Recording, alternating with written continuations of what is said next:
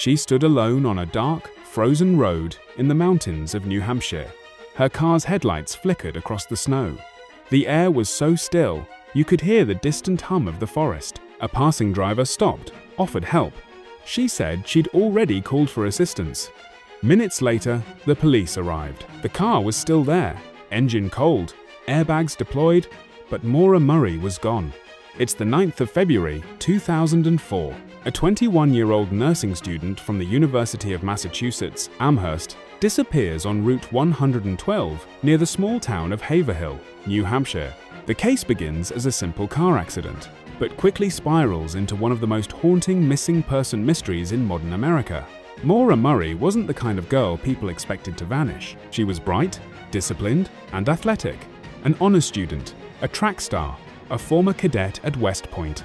Her life, on the surface, was perfectly planned, but beneath that calm exterior, cracks were beginning to show. In the days leading up to her disappearance, Maura's behavior shifted. On the evening of February 5th, while working a campus security shift, she received a phone call that left her shaken. Her supervisor later described her as completely distraught, unable to speak. The contents of that call remain unknown. 3 days later, she crashed her father's car after a night of drinking. No one was seriously hurt, but she was cited for unsafe operation. Her father helped her fill out insurance forms, and everything seemed fine. But something inside her had changed. On February 9th, around 3:30 inches the afternoon, Maura emailed her professors saying there had been a death in the family, and she would be away for a week. There was no death. She withdrew $280 from an ATM, bought nearly $40 worth of alcohol, vodka, Kahlua, Baileys, a box of wine, and packed her car. Around 4:30, she left the UMass campus. She didn't tell anyone where she was going. The roads that day were icy, the sky low and grey. Hours later, her black satin sedan was spotted on a sharp curve along Route 112 inches rural Haverhill. A neighbor heard the crash and called 911. Another local, a bus driver returning home, stopped and spoke to her. She appeared uninjured but shaken. She told him she'd already called AAA, though there was no cell service in the area. He offered help again. She declined. He drove away and phoned the police. When officers arrived minutes later, Maura was gone. The driver's door was locked, the airbags deployed, the windshield cracked. Inside were her clothes, textbooks, and a box of wine that had spilled across the interior. Her wallet, phone, and most personal belongings were missing. There were no footprints leading into the woods, no sign of struggle, no trace of Maura. What happened in those few minutes between the bus driver leaving and the first officer arriving? Did she flee the scene, fearing arrest for drinking and driving? Was she picked up by someone passing through that dark, isolated stretch?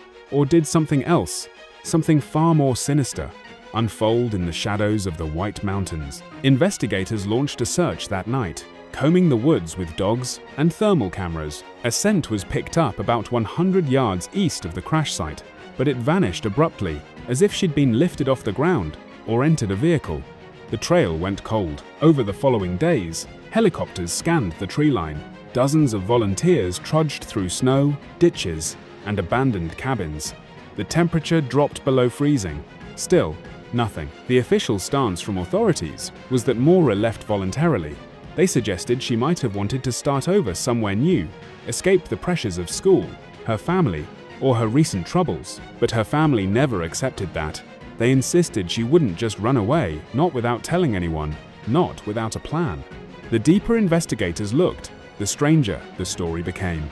In her dorm room, they found packed boxes and printed MapQuest directions to Burlington, Vermont, and Bartlett, New Hampshire, places tied to her childhood family trips. It seemed she was planning a getaway, but only for a few days, not a disappearance. Her father, Fred Murray, became relentless in the search, driving the roads every weekend, calling anyone who would listen.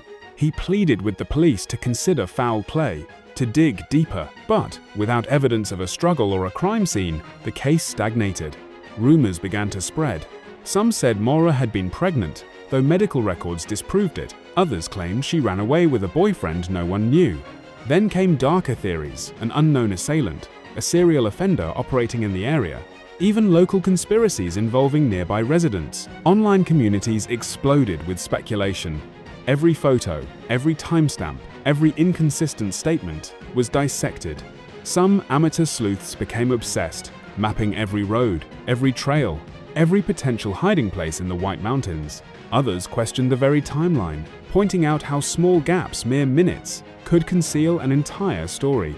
Years passed. New leads surfaced and died. In 2006, a house near the crash site became the center of attention after cadaver dogs reportedly alerted to the presence of human remains in the basement. The property was searched twice, but nothing was found. A decade later, a rusty knife was turned over to police by a local man whose brother allegedly confessed to killing Maura. Tests were inconclusive. Technology advanced. So did the search. In 2019, the FBI joined state police in re-examining old evidence. A ground-penetrating radar scan near the crash site revealed possible anomalies in the soil. Excavations followed. Again, nothing. For every clue uncovered, two new questions arose. Why did Maura leave campus that day? Who was she trying to reach? And why did she tell the bus driver she'd called for help when she hadn't? The timeline is chillingly precise. At 7:27 p.m., the 911 call is made. At 7:43, the first officer arrives. By 7:46, she is officially missing. In less than 20 minutes, a young woman vanished into thin air. The stretch of Route 112 where her car was found is narrow, flanked by thick woods and steep embankments. Locals describe it as a place where sound doesn't travel a road swallowed by silence. If something happened there, it happened quickly, and without witnesses. As of today, Maura Murray remains missing. Her case is officially classified as suspicious. Her family continues to fight for answers, marking each February with renewed searches and quiet vigils. Her father once said, "Somebody knows. They're out there, living their life, and my daughter isn't." The more you learn about Maura, the harder the mystery becomes to solve. She was intelligent, ambitious, meticulous traits that don't align with vanishing without trace. But she was also under immense pressure, juggling school, family, and personal turmoil. Maybe she wanted to escape, to breathe. Maybe she planned to return, yet the world she left behind never saw her again. No credit card activity, no cell phone pings, no confirmed sightings. Just the frozen memory of a young woman standing on a dark road, headlights casting her shadow across the snow. Every theory leads back to the same point. The crash site, the small patch of highway where time stopped for 21-year-old Maura Murray. Some believe she was taken by a passing stranger.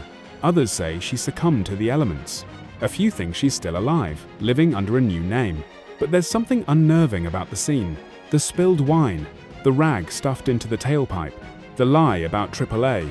It feels rehearsed, like someone trying to stage a breakdown or disguise something else. A diversion, maybe, meant to throw off anyone who might be following her.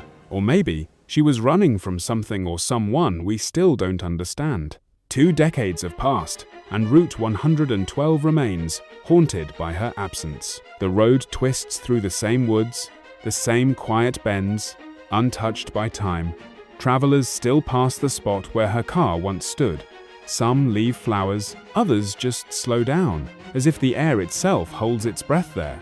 In the end, what happened to Maura Murray may never be known, but the silence surrounding her disappearance feels deliberate, like a secret being guarded by the land itself. Some nights, when the snow falls heavy and the forest grows still, locals swear they see the glow of headlights on that same curve, the ghost of a car that crashed, a figure stepping out into the cold, and a mystery that refuses to die. Because on that night in February 2004, Maura Murray didn't just vanish. She dissolved into legend, into whispers, theories, and shadows. A young woman swallowed by the wilderness, leaving behind only one question that echoes through time. Where did Maura Murray go?